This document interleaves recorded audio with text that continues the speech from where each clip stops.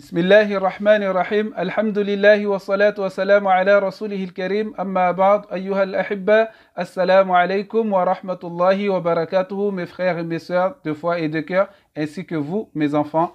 Aujourd'hui nous sommes dans notre 12e vidéo sur apprendre à faire la prière et on est à la fin de la Salat al-Witr, dernière vidéo sur la Salat al-Witr Inch'Allah, et c'est comme vous savez, c'est la prière pour les débutants. Alors, nous n'allons pas les compliquer.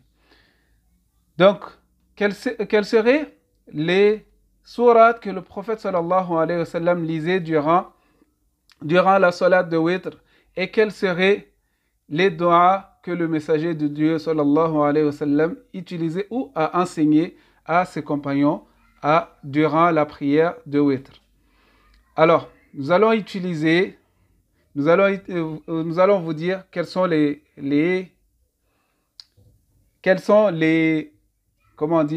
sourates qui ont été lues durant Salat al-Witr, mais aussi quelle est la dua qui est plus dans la sunna que d'autres, plus sahih dans la sunna que d'autres. Comme je vous dis, je suis shafi'i, donc je prends plus dans le madhab shafi'i. Donc, pour vous, ce n'est pas un problème. Si vous utilisez autre dua, qu'est-ce que je vais vous dire, ce n'est pas un problème. Ou bien vous l'utilisez avant plutôt qu'après, il n'y a pas de problème. Ce que vous allez faire, ce n'est pas un problème. Mais je vais vous dire, déjà, les sourates qu'on doit lire dans la prière de Witr, il n'y a pas de sourates spécifiques, mais il y a des sourates qui sont recommandées. Il n'y a pas de sourate spécifique parce que le Coran en entier, il n'y a pas de passages qui sont interdits qu'on ne peut pas lire. N'importe quel passage que vous allez lire, votre prière compte. Si tu lis Qul huwallah, Qul a'udhu bi rabbil falaq, Ayatul Kursi, tu lis Aman al-Rasul, n'importe quelle partie du Coran que tu vas lire, ta prière va toujours compter, Inch'Allah, par la grâce de Dieu. Mais il y a des sourates qui ont été recommandées, comme Ali radiallahu ta'ala anhu qui a recommandé de lire, pour ceux qui font 3 rak'at, qu'ils lisent Sabbih isma rabbika al-a'la. Il lit dans le deuxième rak'at Qul ya ayyuhal kafirun, et dans le dernier c'est Qul huwallah ahad, Qul a'udhu bi rabbil falaq et Qul a'udhu bi rabbin nas. C'est ce que Ali radiallahu ta'ala anhu a recommandé de lire. Et que Aïcha aussi a rapporté la même chose, les mêmes choses sur la prière du prophète sallallahu alayhi wa sallam, que Sabbih isma rabbika al-a'la, Qul ya ayyuhal kafirun, Qul a'udhu bi rabbil falaq, Qul a'udhu bi rabbin nas, Qul huwallah, Qul a'udhu bi rabbil falaq, Qul a'udhu bi rabbin nas. Ça c'est dans les derniers raka'at. Dans les deux premiers, c'est Sabbih isma rabbika al-a'la. Dans le deuxième, c'est Qul ya ayyuhal kafirun. Dans le troisième, c'est Qul huwallah ahad, Qul a'udhu bi rabbil falaq et Qul a'udhu bi rabbin nas. Les trois là. Mais n'importe quelle sourate ou verset que vous allez lire, votre prière de Witr va compter. Ne vous inquiétez surtout pas sur cela, votre prière va compter.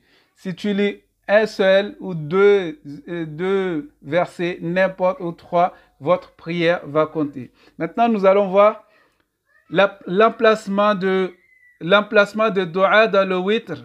L'emplacement de dua dans le Witr, c'est soit tu les lis après avoir lu le verset du Coran, soit tu les lis après avoir levé de recours. À quel moment tu le lis? Soit avant le recours, soit après le recours.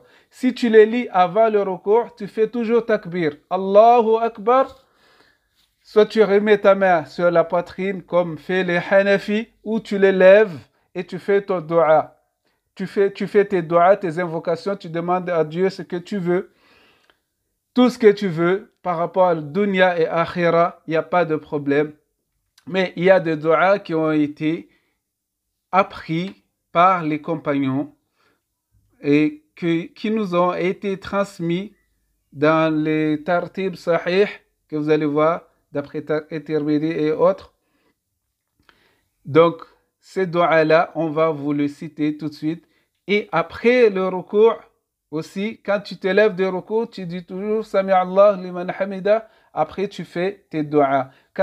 Avant d'aller au recours, tu dois dire Allahu Akbar. Après, tu fais doigts.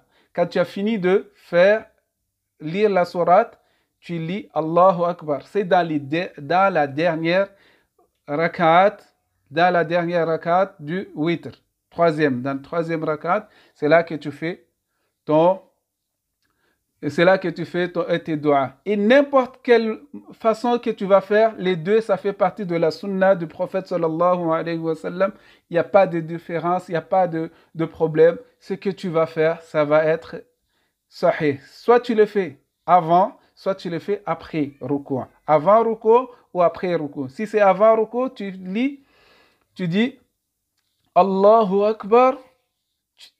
Soit tu remets la main sur la poitrine ou en bas de poitrine, comme tu veux, ou tu le mets comme ça et tu demandes tes invocations.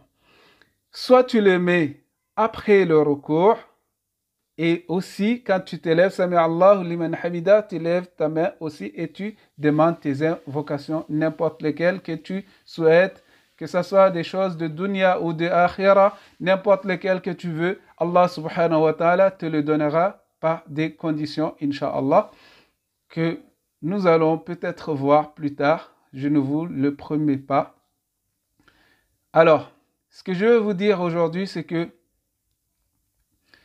parmi les doigts que le messager de Dieu sallallahu alayhi wa sallam a enseigné aux compagnons, comme je vous ai dit, il y avait un hadith qui disait qu'il nous apprenait les doigts de prière comme il nous apprenait à lire le Coran.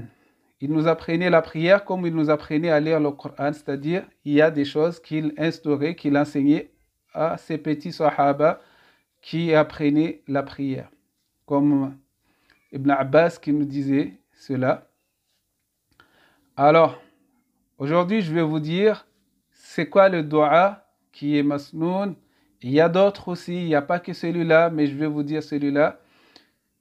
Si tu le lis avant le ruku ou après le ruku, c'est la même chose. Et tu peux aussi rajouter autre chose. Il n'y a pas de problème, mais je vais toujours vous dire celui-là en arabe.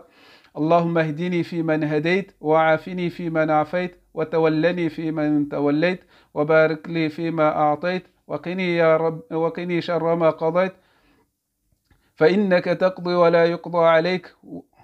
ولا يذل من واليت ولا يعز من عاديت تبارك ربنا وتعاليت. Ça s'arrête là, mais il y a aussi تبارك ربنا وتعاليت فلك الحمد على ما قضيت نستغفرك ونتوب إليك. اللهم اهدني في من هديت. On répète. اللهم اهدني في من هديت وعافني في من عافيت وتولني في من توليت وبارك لي فيما أعطيت وقني شر ما قضيت فإنك تقضي ولا يقضى عليك وإنه لا يذل من واليت ولا يعز من عاديت تبارك ربنا وتعاليت. اللهم اهدني في من هديت وعافني في من عافيت وتولني في من توليت وبارك لي فيما أعطيت وقني شر ما قضيت فإنك تقضي ولا يقضى عليك وإنه لا يذل من واليت ولا يعز من عاديت تبارك ربنا وتعاليت فلك الحمد على ما قضيت نستغفرك ونتوب إليك. اللهم اهدني في من هديت وعافني في من عافيت وتولني في من توليت وبارك لي فيما أعطيت وقني شر ما قضيت فإنك تقضي ولا يقضى عليك إنه لا يذل من واليت ولا يعز من عاديت تبارك ربنا وتعاليت فلك الحمد على ما قضيت نستغفرك ونتوب إليك.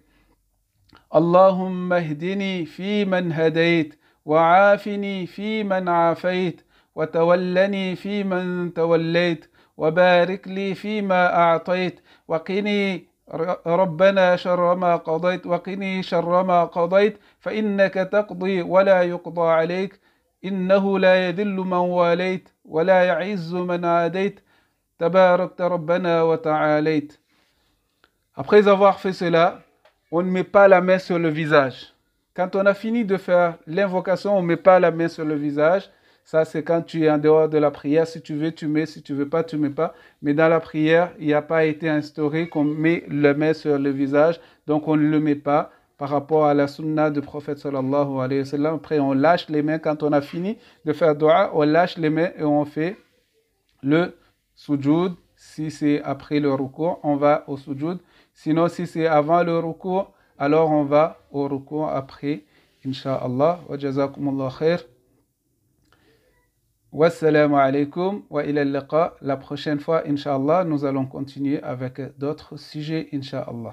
Wassalamu alaikum wa ila al-liqa.